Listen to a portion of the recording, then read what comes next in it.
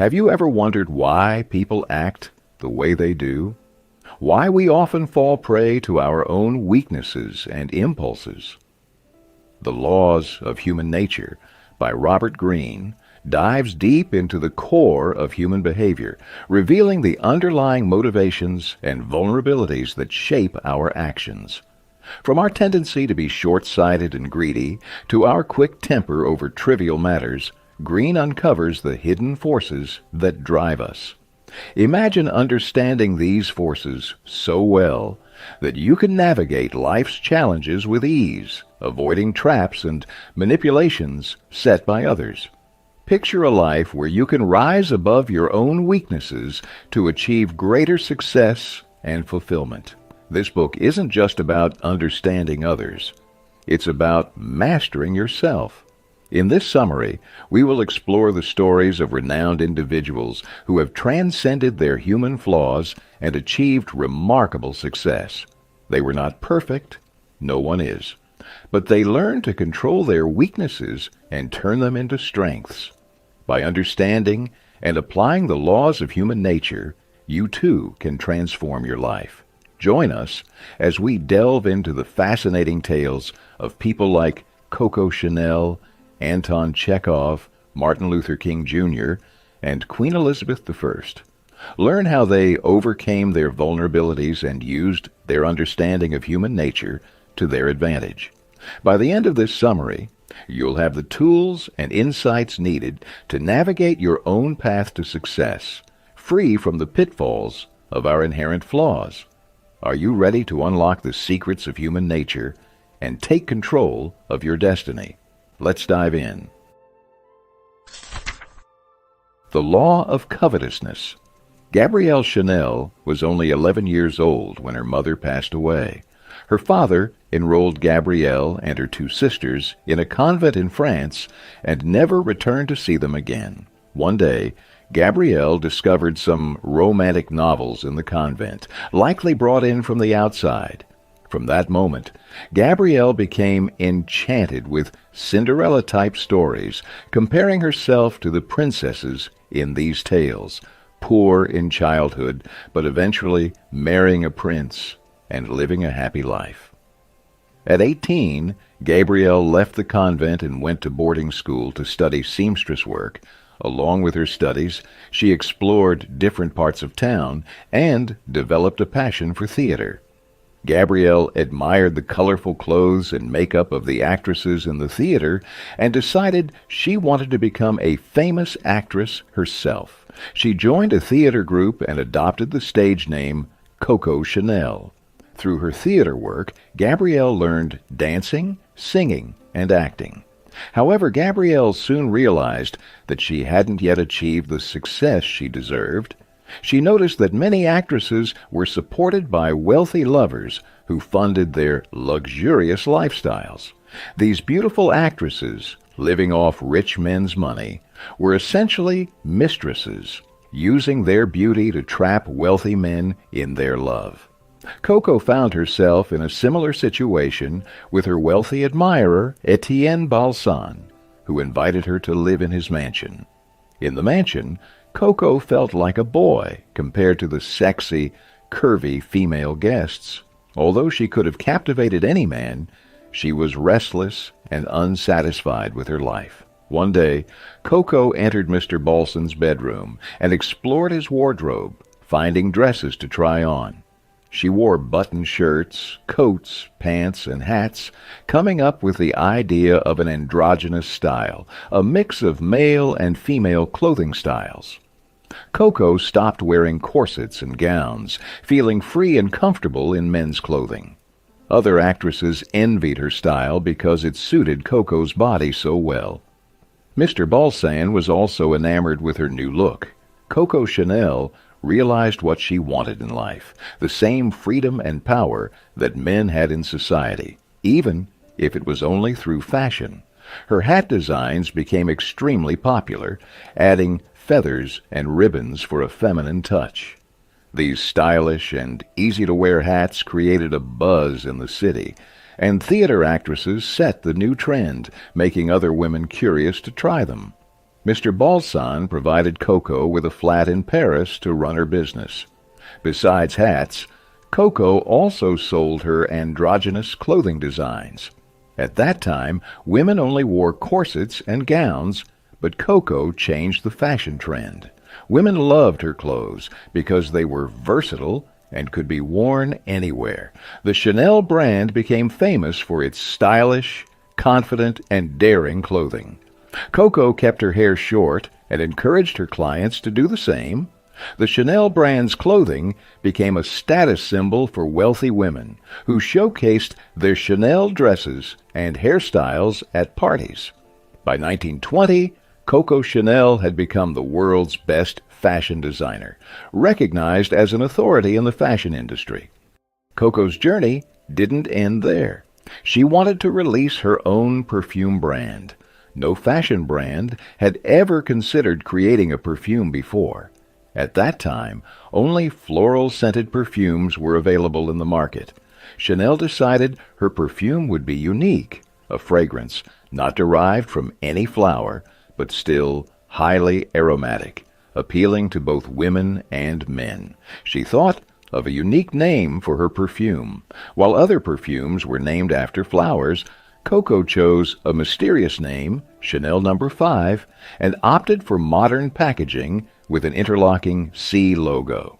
She launched her new perfume in a unique way, spraying it all over her shop. The fragrance spread through the air, attracting people passing by to enter the shop and buy the perfume. Coco also gave free samples to her wealthy customers. The perfume was so well received that all of Paris's elite started using Chanel No. 5. It became a sensation and the best-selling perfume in history.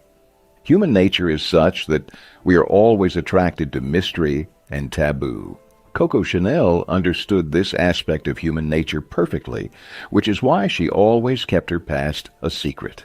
She told different stories about herself to everyone and never shared her creative process or appeared in public much. Coco built a wall of mystery around herself. She also kept her brand slightly rebellious, challenging stereotypes. In society, women were seen as highly feminine and delicate, but Coco designed daring and unconventional clothes for women. Her style was bold and beautiful. As mentioned earlier, she encouraged women to keep their hair short.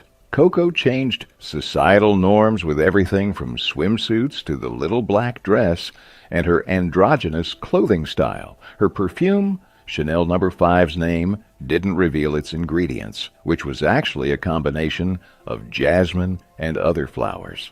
Coco Chanel used the power of desire, mystery, and breaking business taboos to achieve unlimited success.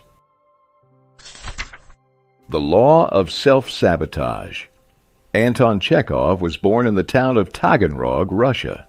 His father ran a grocery shop, and his mother was a housewife. Chekhov had 4 brothers and 1 sister. The Chekhov family was quite poor. His father, Pavel, often drank and beat the children, whether they were at fault or not. As his older brothers grew up, they decided to escape their father's abuse and move to Moscow. Nikolai wanted to become an artist, and Alexander aimed to get admitted to a university. Both brothers wanted to start a new life away from their alcoholic father, and Pavel couldn't stop them. His grocery store was not doing well, and debts were piling up. One night, Pavel left home quietly, abandoning his family to escape his creditors. The rest of the Chekhov family was also forced to leave home and move to Moscow. Only Anton stayed behind to complete his studies. At that time, Anton was just 16 years old. He had no money and no family with him. Anton somehow managed to survive, feeling the most anger towards his father. For a while, he sank into depression, but then decided to face life's problems head-on. He started earning money by becoming a family tutor. Anton was determined to become a doctor and worked hard towards this goal. He took on as many tutoring jobs as possible and studied in the town library, losing himself in the world of fiction. Gradually, Anton began writing his own stories. He was a self-made man, and took great pride in this fact. Though his town of Taganrog remained the same, Anton had changed. He sought more knowledge, and was driven by his ambitions. Meanwhile, he received a letter from his brother in Moscow, saying that their father was causing trouble again. Anton wrote back to Alexander, "Forget about father, and focus on improving yourself." He told Mikhail, "Never think of yourself as worthless. You have to prove your self-worth more than others." Anton had forgiven his father for his actions, understanding that perhaps Pavel had been beaten often in his own childhood. Pavel's negativity stemmed from his father forcing him to become a merchant instead of an artist. The bitterness and anger were passed down to Anton and his siblings, but Anton refused to live a life filled with anger and hatred. He wanted a normal, happy life for himself and his siblings, without seeking anyone's pity. Work and love, love and work became Anton's new motto, and he wanted to share this with his siblings and others for a happier life. Through his short stories and plays, Anton spread the message of work and love. In 1879, Anton moved to Moscow to study medicine and live with his family. He was saddened to see their condition, living in a broken-down basement in the red light district, with no windows or light. The family atmosphere was also grim. His father did small jobs, and his mother was constantly busy with household chores. Pavel was addicted to alcohol and had a fondness for prostitutes. Anton's younger siblings had stopped going to school. Alexander and Nikolai, both artists and writers, were also addicted to alcohol. Anton decided to change his family's situation.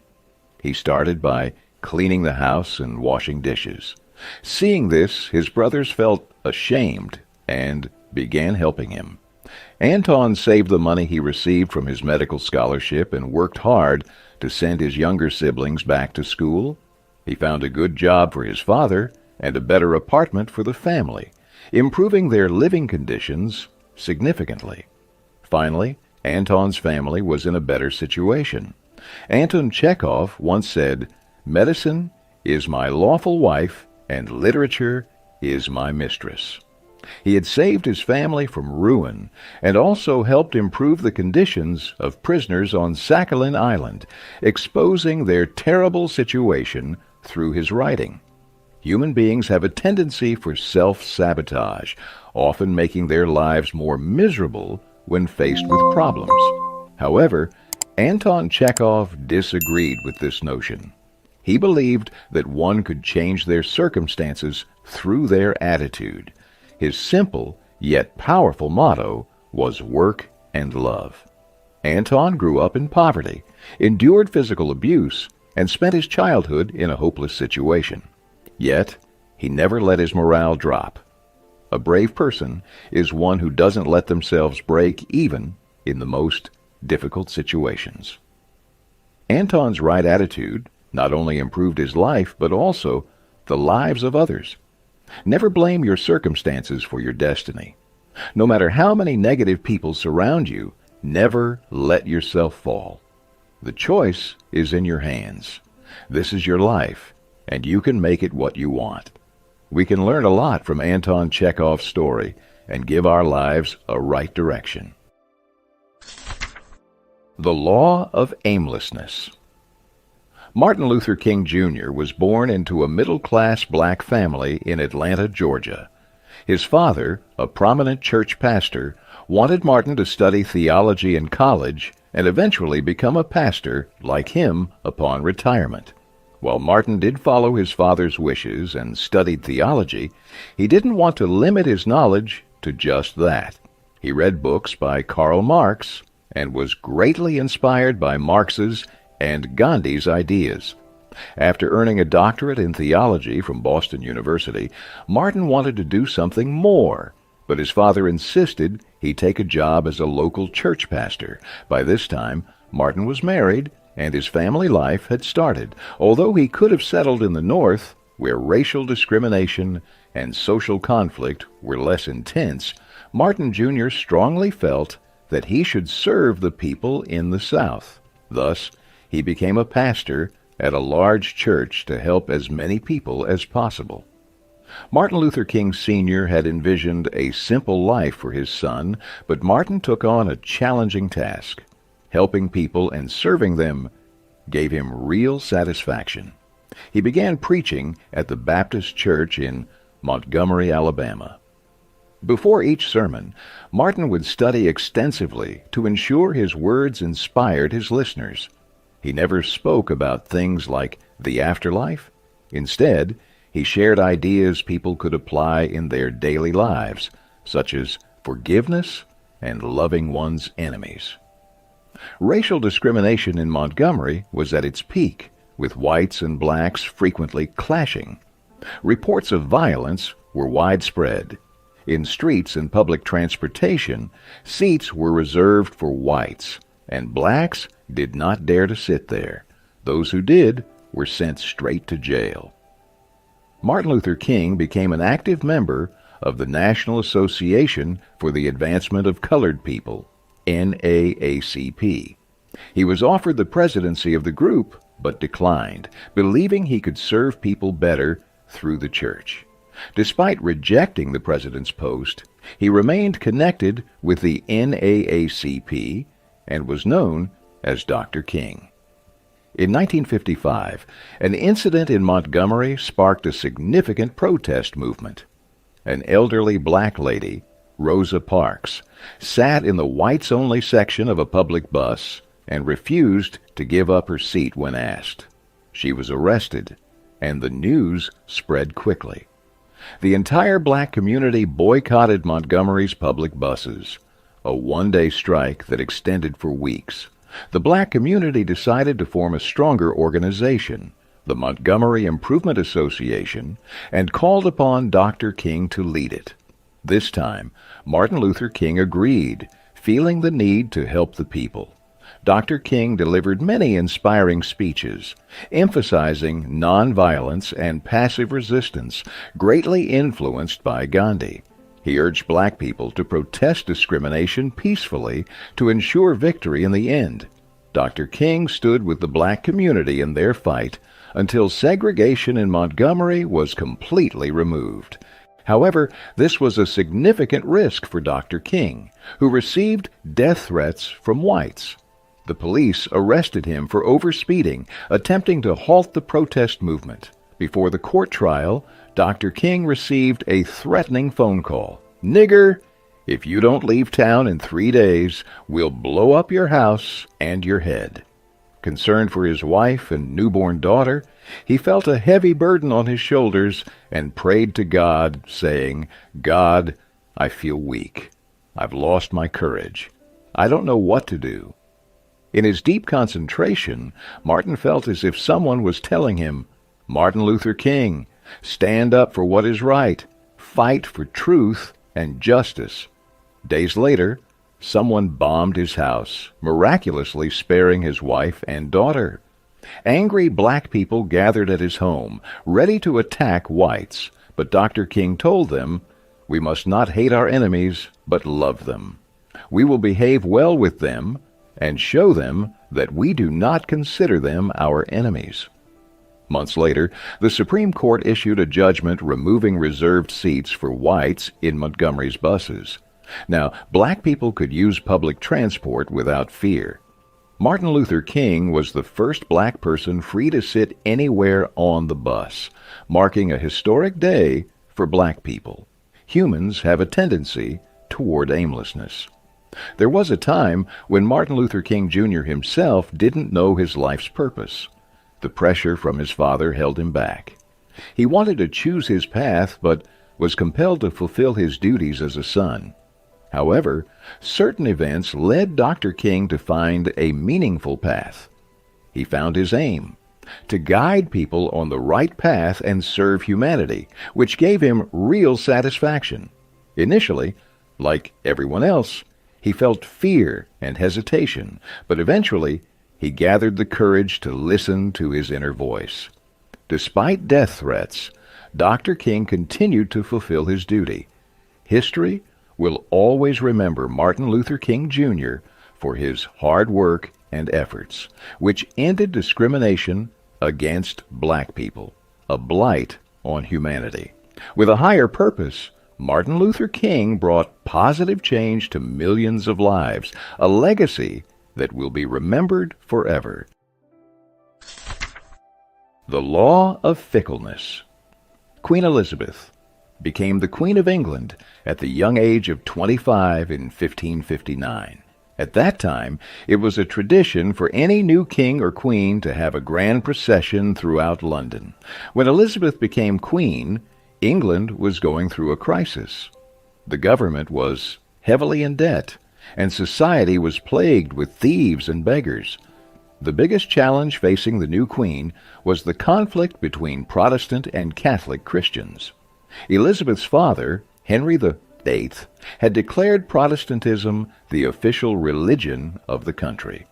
After Henry VIII, his elder daughter, Queen Mary, took the throne and declared Catholicism as the only religion in England, leading to a bloody civil war. This earned her the nickname Bloody Mary. When Elizabeth became queen, the people were not very enthusiastic because she had no leadership experience. No one knew what changes she would bring to England. Her real name was Elizabeth Tudor, the daughter of Henry VIII and Anne Boleyn, Henry's second wife, who was executed when Elizabeth was just 3 years old. The people of England knew little about her or her personality. Upon her coronation, a grand procession was held. All of London was decorated with musicians and jesters entertaining the public. Queen Elizabeth wore an elegant golden robe adorned with precious gems, astonishing the people as she mingled with them, speaking in a simple and loving manner. An old lady gave her a sprig of rosemary, which the queen held in her hands throughout the procession. She smiled at the public, looking into their eyes and listening to their words. From that day on, Queen Elizabeth won the hearts of her people. Unlike other royal members who maintained distance from the common people, Elizabeth was different. Her chief advisor, William Cecil, had a secret plot to take over the throne, believing that a woman could never be a true leader. He and other advisors planned never to let the queen make independent decisions until she married, thinking the new king would hold true authority. Henry VIII had relied on his advisors, allowing them to govern while he indulged in hunting and beautiful women. But Queen Elizabeth was very different from her father and sister. She was fully involved in state matters, working late into the night, which became her daily routine. Cecil never expected Elizabeth to be such a dedicated leader. To handle foreign affairs, Queen Elizabeth had an interesting strategy. When Spain tried to start a war in Europe, she showed interest in marrying the leader of France, causing Spain to back off, fearing an English-French alliance. If France and Spain caused trouble, Elizabeth would favor the Archduke of Austria, hinting at an English-Austrian alliance. Once she achieved her goal, her intentions would cool off. There came a time when Parliament threatened to cut royal funding if the Queen did not marry soon. Elizabeth would then show interest in some king, prince, or archduke, making people believe she was going to marry. As soon as she secured the funding, she would find an excuse to withdraw her marriage proposal. Queen Elizabeth used this trick for years to avoid marriage, proving that she could rule England on her own. Neither advisors nor suitors could challenge her. Humans have a tendency towards fickleness, often taking irresponsible actions. Political leaders often believe that, with power and position, they can do whatever they want, and that people will follow their every decision without question. But that is not the case. Queen Elizabeth understood this very well. She always took her responsibilities seriously and proved her worth. She was truly the people's queen, doing what she said and earning their respect. She set examples for her subordinates, gaining respect not through fear or manipulation, but through her good character and true leadership. Conclusion. You've listened to the story of Coco Chanel and the Law of Covetousness, highlighting how humans are naturally drawn to mystery. Adding a touch of mystery to your business can boost your product sales. We also discussed Anton Chekhov and the Law of Self-sabotage, illustrating how a positive attitude can significantly change one's circumstances. Martin Luther King Jr.'s story demonstrated the Law of Aimlessness, showing that those with a higher purpose are unlikely to fail. Queen Elizabeth I's story explained the Law of Fickleness, emphasizing that to be a great leader, you must set an example and choose what is right. While humans have always had weaknesses, we also possess the power of free will. This means we can bring immense happiness into our lives and live peaceful and meaningful lives. It's up to you to decide what you will choose. In this audiobook summary, we've shared stories of famous individuals who rose above the weaknesses of human nature to become strong-minded. You too can overcome these weaknesses and become a person of strong character like them. Thank you for listening to this audiobook summary. We hope it has provided you with valuable insights and practical tools to better understand and navigate human nature. Don't forget to like, comment, and share if you find these insights valuable. Subscribe to our channel Audiobook 101 for more book summaries and personal development content. And don't forget to explore the other book summaries on our channel. We regularly upload summaries of a wide range of books, all available for free. Keep learning and growing with us.